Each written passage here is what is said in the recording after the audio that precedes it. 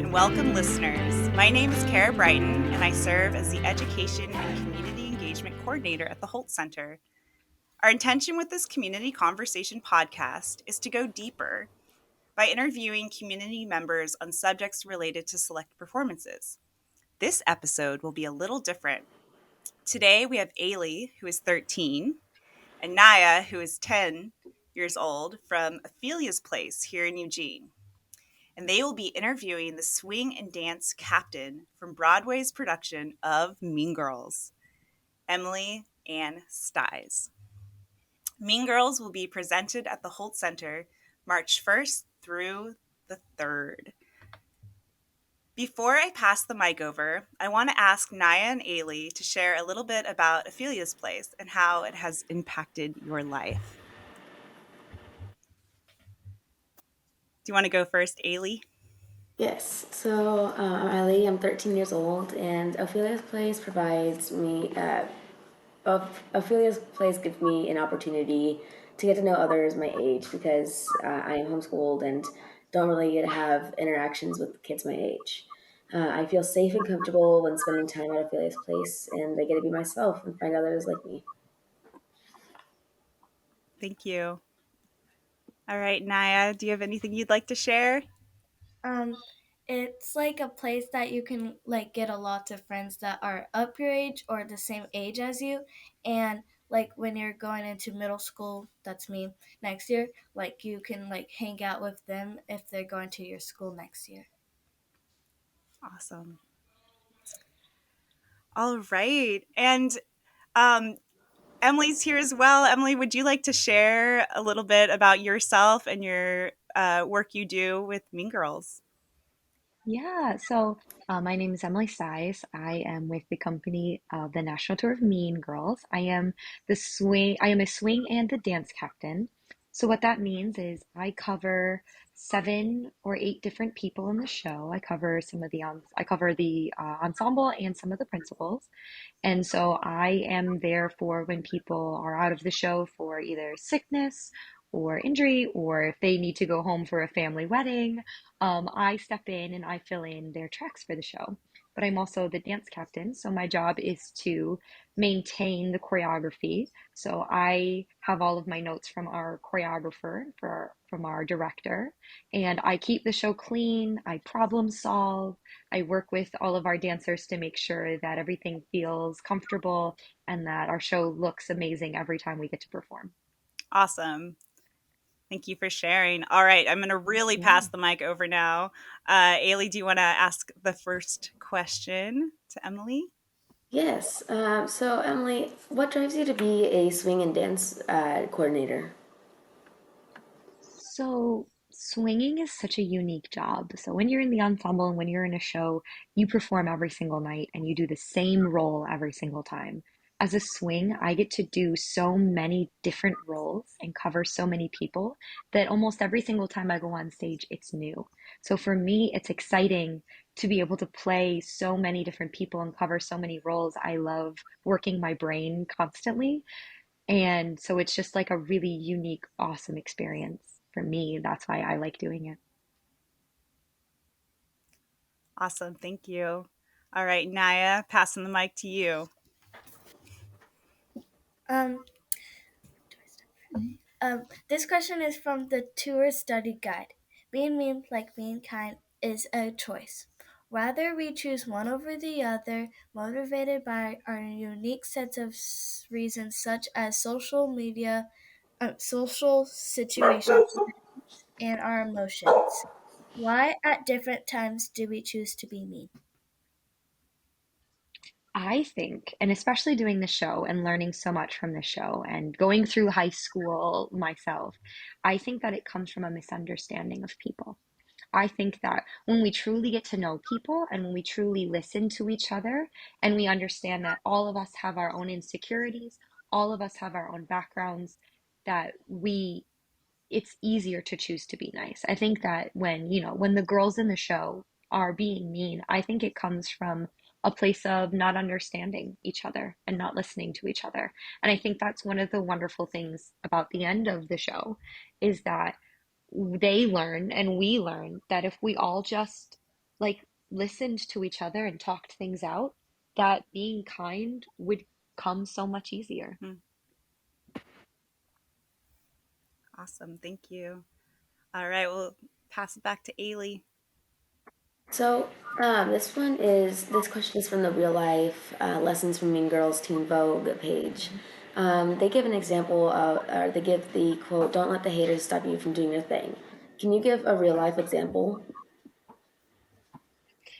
Oh, I mean, I think being a dancer and being a performer, you're constantly put into a situation of I have to audition for every job that I want. So every time I want a new show, I have to go into a room with maybe 100 other dancers, and we all have to dance in front of a group of people at a table looking at our pictures and deciding if they want us to be in their show, which can feel very defeating at times because it feels like I'm competing against everyone around me. And sometimes, you get looks like, oh, well, their Batma was higher than mine, or they did a lot more pirouettes, or like I like their leotard better. Maybe that's why they booked the job. And I think that sometimes we have to take a moment and just step back from that and realize that we are not all each other's competitions. We are all just trying to do our best. And that sometimes it feels like people, are, like constantly looking at each other and wanting to, find flaws in other people. But I think that it just comes from a place of we all really want to do our jobs. And there's only, 26 people in my cast and over 8,000 people auditioned for this show. So it comes from, I think, overcoming that feeling of always having to look and find the negatives in people and realizing that if we celebrate all of the things that are wonderful, sometimes I might not get the show just because someone else had a really good day. It doesn't mean that I'm bad. It just means that we can share that wealth with all of us in this industry. Hmm. Love that. That's such, yeah, great advice. All right, Naya, if you have the next question. Okay. What might be harmful effect of the burn book look like in 2024? In the age of social media, compare and contrast the different ways of the burn book situations might damage friend relationships before and during the social media. Mm. So I think it's very interesting that the burn book is still kind of applicable to everyone today. I think social media, a lot of people post things that they think are funny to get, likes and comments and posts and, you know, sometimes they can be really mean things that we don't realize are mean. We think we're being funny. We're like, oh, look at their silly hat. Like I found this person on the street wearing a silly hat, but what if that person follows you and they thought their hat was really cool? Something like that. I think that social media is a wonderful tool because it connects all of us. And, like, look what we're doing right now. I think this is, a form of what social media has given us that we can meet so many wonderful people around the world. But I think that we all still have to come at it with a place of, would I want my friends reading Hmm. this? Even if I think it's private to me, everyone can see things on the internet. And I think that it can be very scary to put yourself out there for the world. And again, I think it all comes back to kindness and understanding each other. And the more we listen and, we realize our words and our actions and our photos impact other people's lives, it makes a big difference. But yeah, it is again, the burn book is it can be real and it can, kind of stink sometimes. Hmm. But they learn at the end, maybe this wasn't the best way to express our grievances, and maybe we need to just talk to each other. Hmm. Thank you. All right, Ailey. Yes. So, what do you like about working with the Mean Girls crew? Um, it's fun to play high schooler. I've been out of high school for a little bit. But what's really fun is like our costumes are all really cute. Like I have like lots of sweaters. We wear backpacks. We kind of like dance around the school. We have these really fun desks that are like roll across the stage because we have to play so many locations. A lot of our set pieces and stuff kind of like roll around and we control like what it looks like. So it's really fun for me, like when we're in the middle of a show and I get to interact with people. And sometimes we have like improv sections where like so you stand in the back and have a conversation and And it's really fun for me to just kind of play around with the cast every night because we make it new. You know, every day I go into the back of one of our like Halloween scenes and we'll have a conversation, but we'll have like a fake conversation about what happened at school that day. And it's really fun and it keeps it really fresh and it keeps it really interesting every single night. And we all just get to play, you know, like 16, 17 year olds and it's fun for us. Awesome. All right, Niyah, do you have another question? Um, how was high school for you? Did you have like mean girls or was there bullying going on? If there was, how did you fix that? So I had a very unique school experience. I went from a private school into a public school for high school. So I went from having 30 people in my entire grade to having almost 600 people in my grade. So it was very scary for me. I didn't know how to, you know, I wore uniforms. So I didn't know like what I wanted to wear for school. I didn't know we didn't wear makeup, you know, so it was a very like unique experience for me because I was kind of thrown into like this big sea of fish. Almost, I mean, not like Katie, you know, Katie comes from, you know, being homeschooled and being alone, but going from such a small community into like this big world where almost like 2,000 people were at my school, it feels very overwhelming. And I was very nervous at first and I was very shy, but I found a group of girls that we were all in like an engineering math program together because that's what I really liked in school. I was very big into math, again, very much like Katie. Um, and my friends and I found each other and we just kind of connected and that brought me a sense of community. I didn't get bullied. I think there were some like cool kids that I definitely felt scared of because I was not one of them growing up and I was kind of thrown into this group of people that had already had friend groups established and that. But I found, you know, my people that made me feel connected and made me feel special. And so I, you know, stuck to them and we were friends for years and years and we still stay in contact now with our, you know, our new lives. But for me, it was like a very interesting experience going from such a small pool of people to like a big pond. Thank you. All right, Ailey. So, what do you or like do you ever have second thoughts about performing on stage or on Broadway or performing in front of a crowd? I still get stage fright. I've been performing professionally for over 10 years, and there are still days where I get scared. Because it's such a vulnerable thing. Dancing, singing, art in general, it comes from the inside. You know, it's not like math where two plus two always equals four. My dancing is going to be different than everyone else's dancing. My voice is going to be unique from everyone else's voice. So I'm always sharing a little bit of myself when I perform. So sometimes it feels scary. Like sometimes I wonder, you know, am I good enough? Or does this sound good today? Or, you know, if I'm feeling like really tired one day, I'm like, oh, my dancing probably doesn't even look good and things like that. So I constantly, you know, have those worries about myself. I'm also on the road a lot. I travel a lot for work, so I'm never really home with my family. And there are some days where I miss them. And I wish that there was a way I could do both and but personally, this is what I love doing, and I know that it's my passion in life. So I don't really ever have regrets about doing it, but there are some days it is hard to do. And I have to like recognize that some days are going to be not the best days for me, but I keep showing up and putting myself out there as an artist and knowing that like I'm giving my best that I can every day. Awesome. All right, Niyah, do you have another question?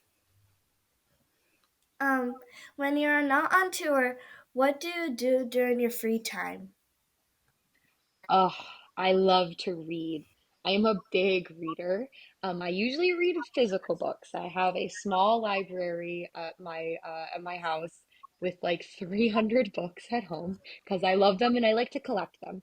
But I also got a Kindle, and so I got like I've been reading like the like or like Libby, like the library books and stuff. So when I'm on tour, because I can't bring all of my books with me, I have my little like tablet that I read off of, but reading is a really big passion of mine. So I love sci-fi and fantasy because I love kind of going to different worlds, and it's like a really fun escape for me. So I love like dragons and all that, fun stuff. So that's my big passion outside of theater. Awesome.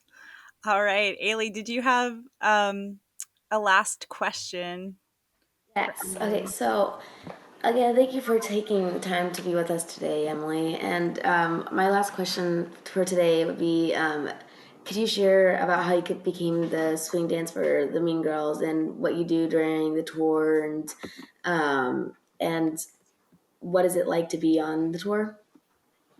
Yeah. So how I became this was I auditioned.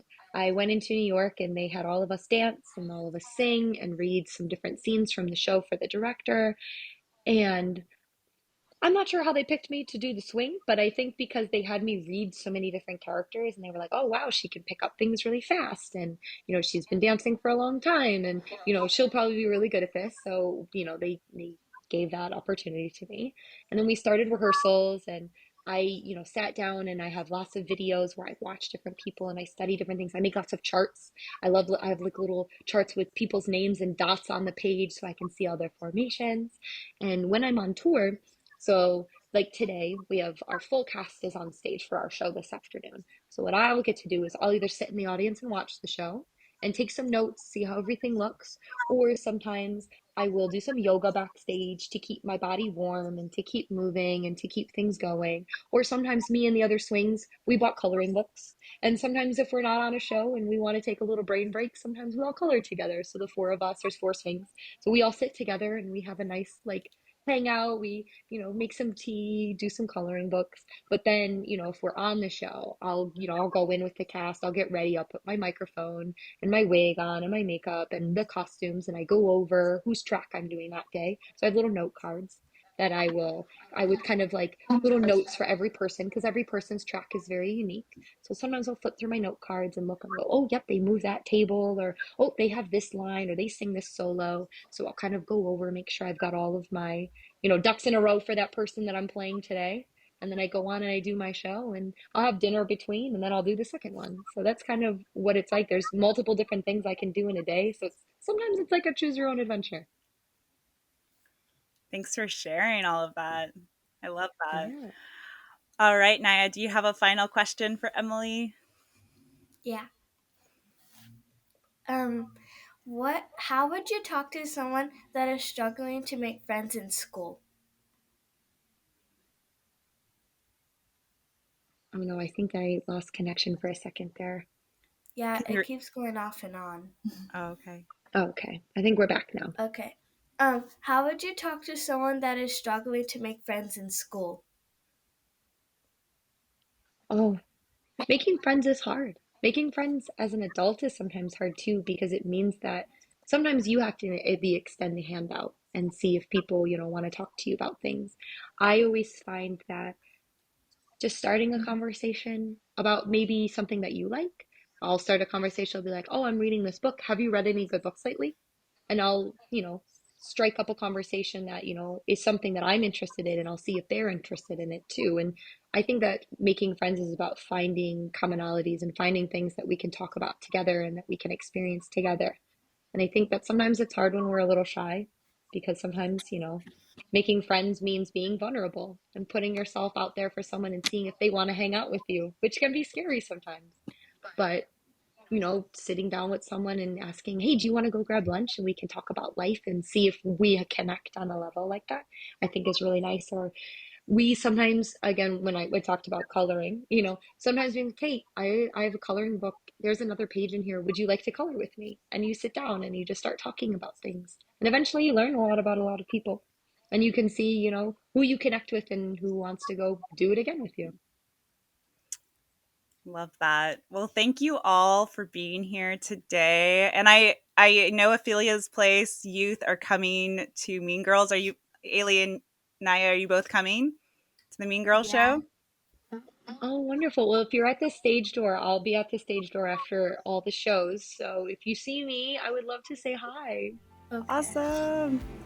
All righty. Well, thank you again. And just want to remind folks that Mean Girls is coming to the Holt Center March 1st through the 3rd. So if you haven't already, get your tickets. All right. Thank you all.